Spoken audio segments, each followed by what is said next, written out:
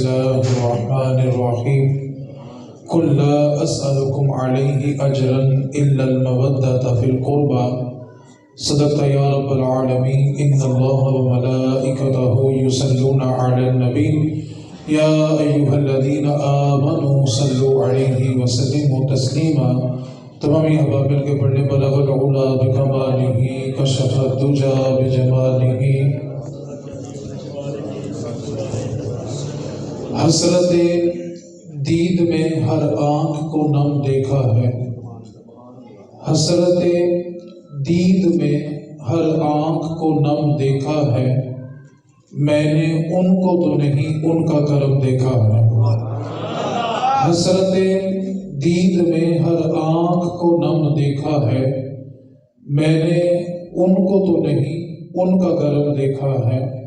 ان سے نسبت ہے جنہیں وہ بڑے آرام سے ہیں، ان سے نسبت ہے جنہیں وہ بڑے آرام سے ہیں، آقا کے غلاموں پہ آقا کا کرم دیکھا ہے۔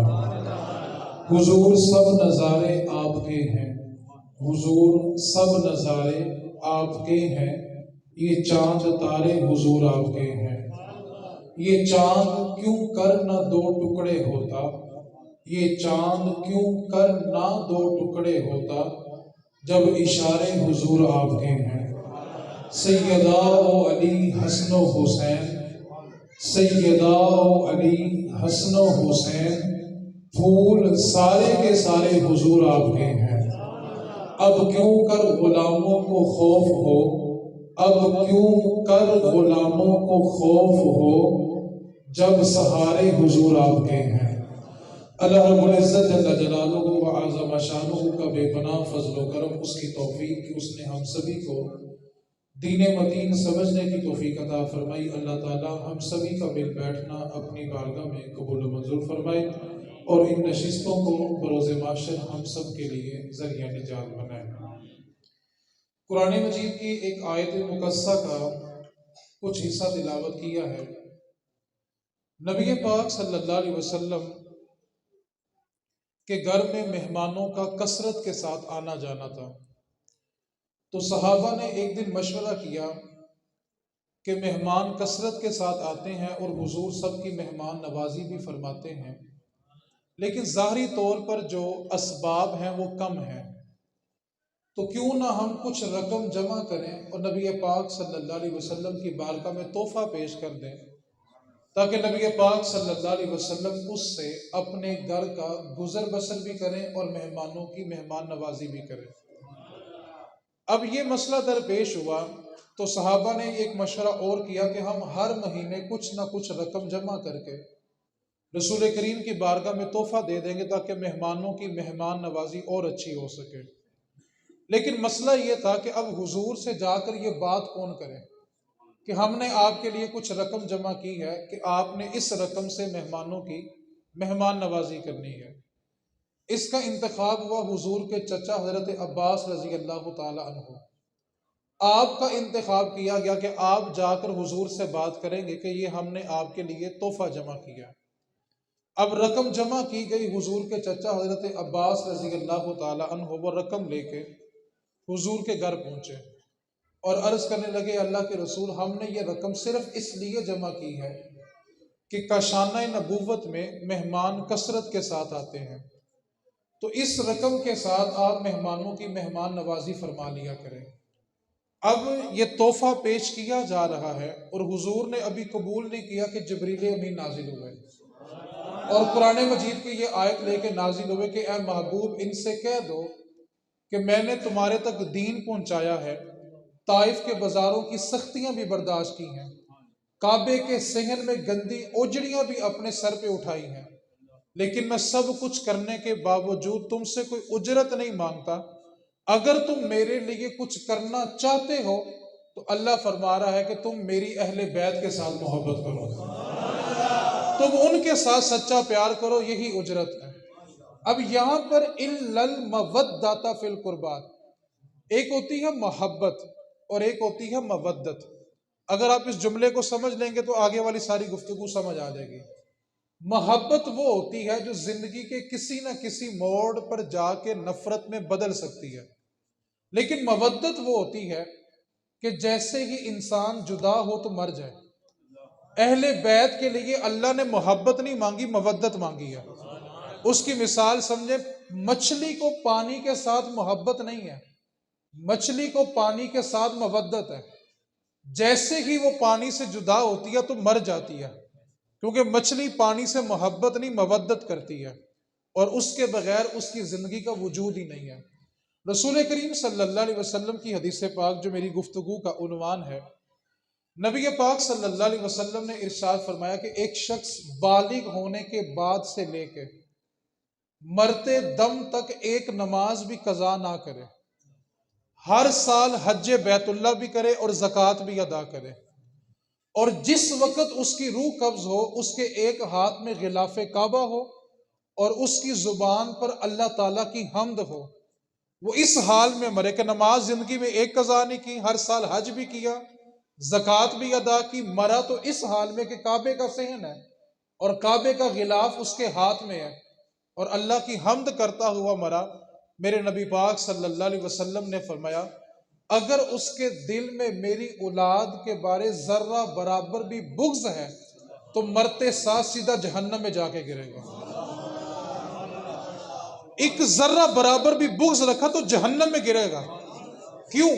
کہ سب کچھ تب قابل قبول ہے جب اہل بیت اور صحابہ کا دامن تھاما جائے گا. اب جو میں نے آپ کو مثال دینی ہے وہ مثال اگر آپ نے سمجھ لی تو گفتگو میری بس مکمل ہونے کی طرف آ رہی ہے. پرانے وقتوں کے اندر جب انسان ایک شہر سے دوسرے شہر سفر کرتا تھا تو سفر جو تھا وہ سمندر اور دریاؤں کے ذریعے ہوتا تھا.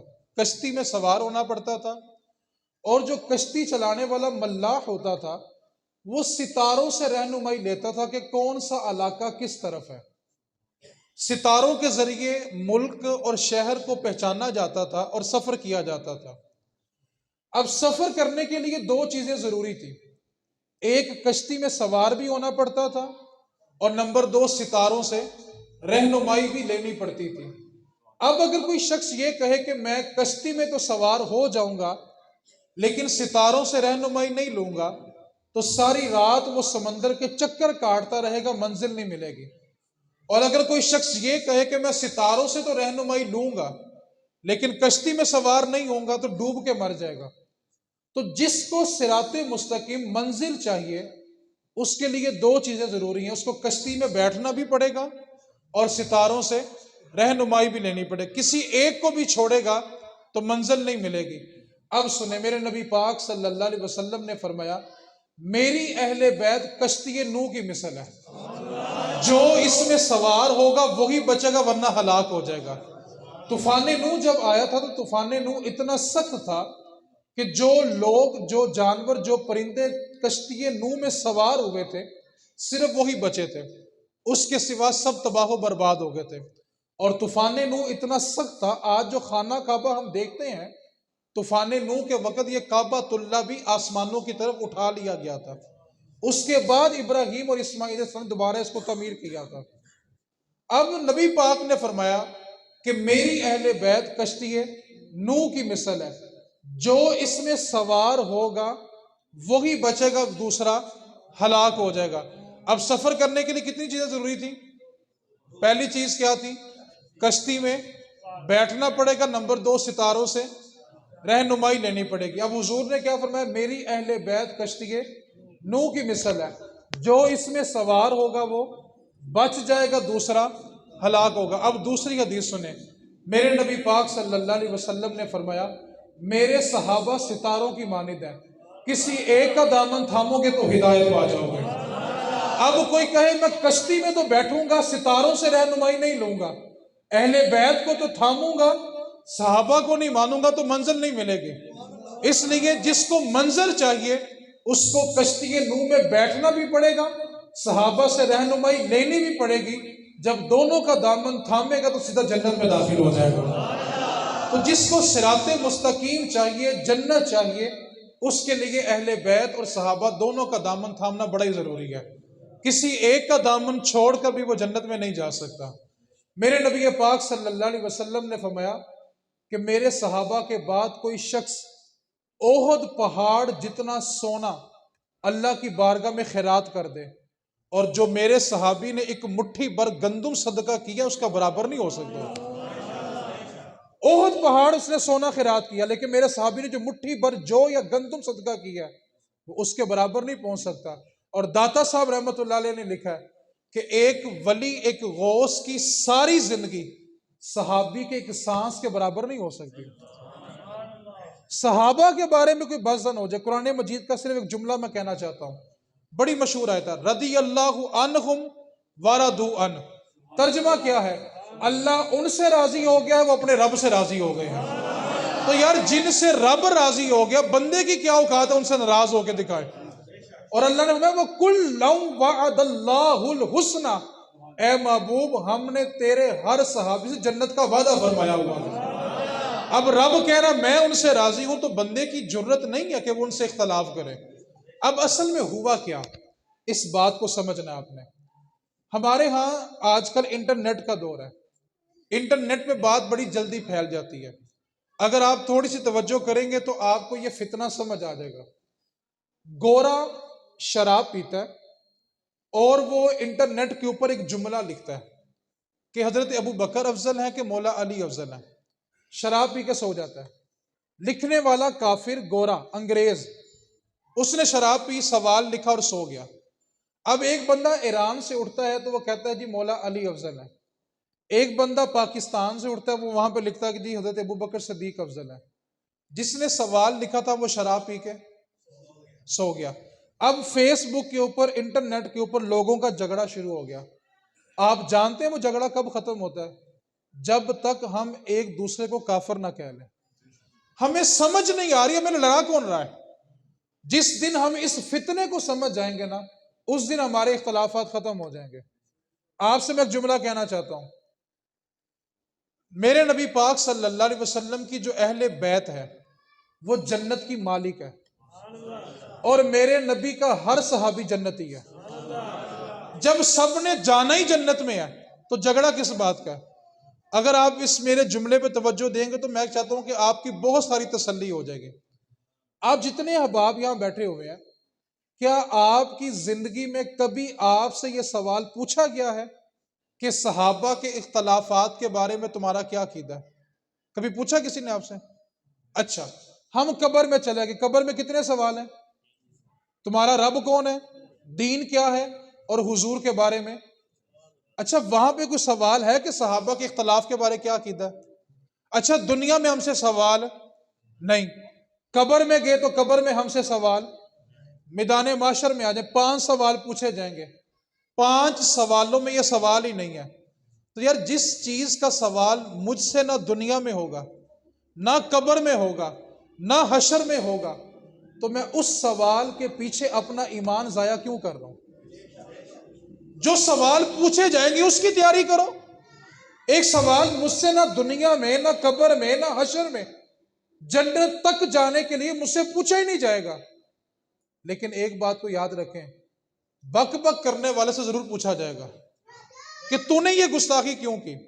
میں آپ سے صرف ایک سوال پوچھنا چاہتا ہوں، ہمارا اس بات پر عقیدہ ہے کہ نبی پاک کی اہل بیت جنت کی مالک ہے۔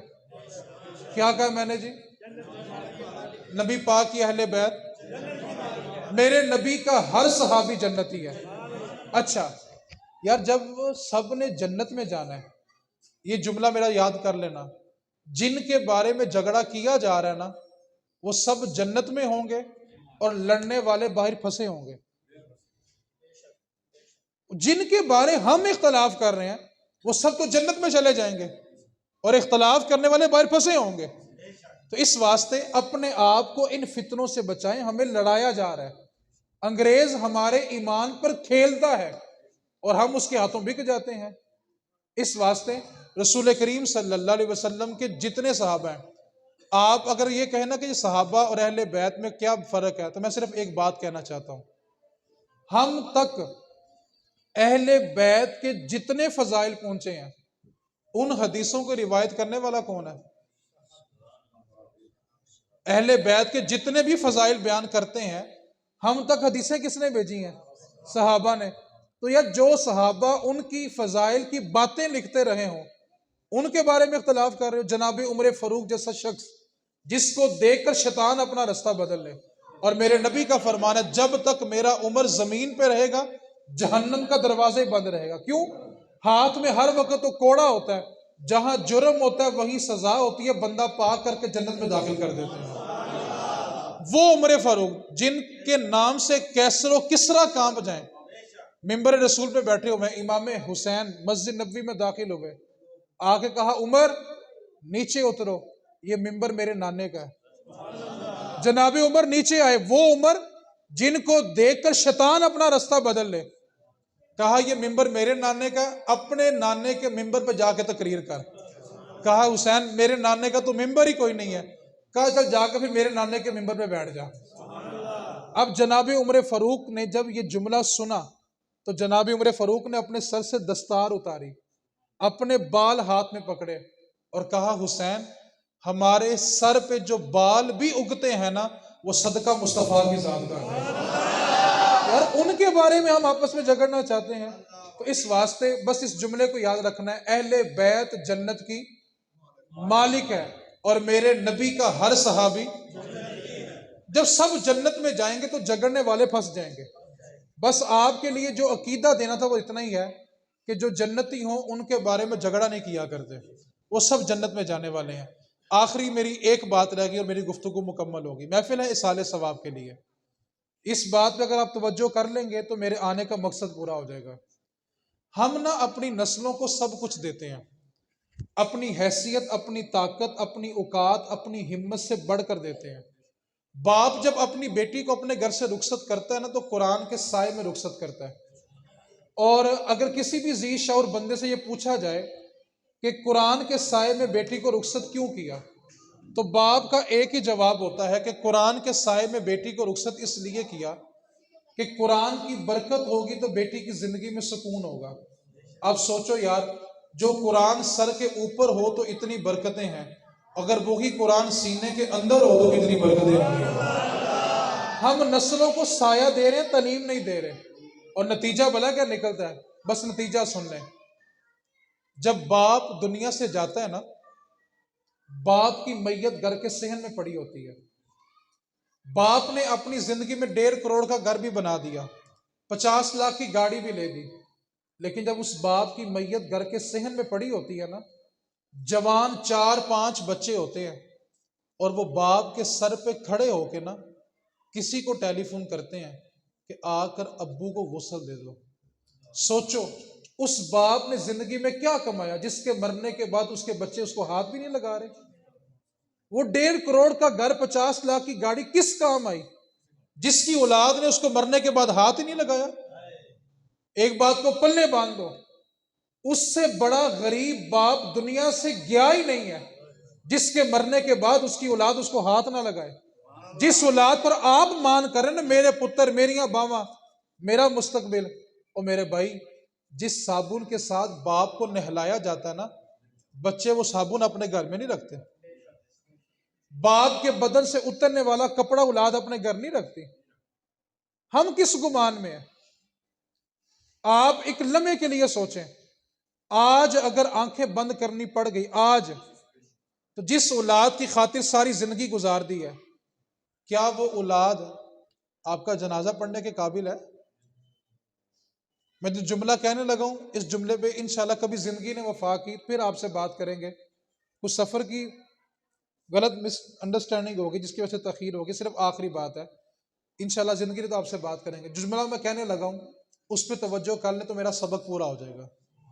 ہم نے اپنی اولادوں کو صرف رسم و رواج دیے ہیں، دین نہیں دیا. اس کا نقصان بلا کیا ہوگا؟ ماں یا باپ کو دفن کر کے جب بیٹا گھر آتا ہے نا، آ کے لوگوں کو آوازیں لگا، سارے بھائی بیٹھو روٹی کھا کے جانا. کاش ماں باپ نے یہ تربیت کی ہوتی، بیٹا جس وقت ہم قبر میں حساب میں پھنس جائیں نا، چاولوں کی پلیٹیں بانٹنا یا نہ بانٹنا، کم از کم ماں باپ کے سرانے بیٹھ کے قرآن کے ایک رکوع پڑھ لینا. وہاں ماں باپ بیچارے کی قبر میں حساب میں پھنسے ہوئے ہیں اور نسلوں کو وہاں چاول بانٹنے کی پڑی ہوئی ہے. بچے کو فکر صبح فروٹ منڈی فروٹ لینے جانا ہے، کلوں کے چنے لینے جانا ہے، میں کہتا ہوں جتنا پھل ماں باپ کے چیلم پہ پڑا ہوتا ہے نا، کاش اتنا پھل ان کی زندگی میں ان کو کھلایا ہوتا، تب باپ تیرے وقت کو ترس ترس کے مر جائے اور ساری برادری اکٹھی کر کے دو جگہ پکا کے ہم کیا ثابت کرنا چاہتے ہیں؟ ہم سنی ہیں الحمدللہ، ڈنکے کی چوٹ پہ سنی ہے، لیکن اہل سنت والوں نے اپنے مرنے والوں کے ساتھ جو سب سے بڑا ظلم کیا وہ یہ تھا کہ ہم نے اپنے مرنے والوں کو چند دیگوں کے اندر بند کر دیا۔ میٹنگ کیا ہوتی ہے، پکانا کیا ہے، چیلم کرنا کہاں ہے، برسی آگی کرنی کہاں ہے؟ کیا کبھی ساری اولاد نے بیٹھ کر یہ سوچے کہ ہم اپنے باپ کے لیے قرآن کا ایک سپارہ ہی پڑھ لیں؟ میرا باپ ساری زندگی مشقت میرے لیے کرے، اپنے مالک سے گندی گالیاں میرے لیے سنے، اور جب میرے باپ کو قرآن کی حاجت ہو میں مدرسے میں جا کے مولوی کے ترلے کروں؟ میں اپنے باپ کے لیے قرآن خود کیوں نہیں پڑھتا؟ ایک ترازو کے اندر، ایک پلڑے کے اندر 10 دیگیں پکا کے رکھ لیں، دوسرے پلڑے میں سگی اولاد نے التحیات میں بیٹھ کے پڑھا ہو ربنا اغفر لی والی والدیّ، اللہ مجھے بھی بخش دے، میرے ماں باپ کو بھی بخش دے، بتاؤ ٹھنڈ ماں باپ کو کس سے پڑھنی ہے یار؟ اپنے مرنے والوں پہ ظلم نہ کرو۔ اور ایک بات کو یاد رکھیے، ظلم ہم نے شروع کیا ہے اور ہم نے بند نہ کیا تو ہماری نسلیں بھی دیگیں پکانے کے لیے تو تیار ہوں گی، باپ کے لیے قرآن کے رکوع نہیں پڑھیں گے۔ اور جو سلوک ہم نے اپنے بڑوں سے کیا ہے نا، کل کو ہمارے آنے والے ہمارے ساتھ وہی سلوک کریں گے۔ اور اگر ہم ساری زندگی جنازوں میں خاموش کھڑے رہے ہیں نا تو لوگ ہمارے لیے فاتحہ پڑھ کے نہیں آئیں گے۔ میں معذرت چاہتا ہوں، ہم جنازہ پڑھنے کے بعد مرنے والے کے بچے کو تسلی دینے کے لیے نہیں ملتے، اپنا چہرہ دکھانے کے لیے ملتے ہیں کہ جنازہ پڑھنے میں بھی آیا ہوا ہوں۔ ہم یہ سلوک کریں، کل کو لوگ ہمارے لیے فاتحہ پڑھ کے لائیں گے۔ اس واسطے اپنے مرنے والوں کے ساتھ ظلم نہ کریں۔ ماں باپ اولاد کو یہ تربیت اور نصیحت اور وصیت کر کے جائیں کہ پتر دیگیں پکانا یا نہ پکانا، جس وقت تیرے ماں یا باپ قبر میں پھنس جائے نا، ان کے سرانے بیٹھ کے قرآن کے رکوع پڑھ لینا۔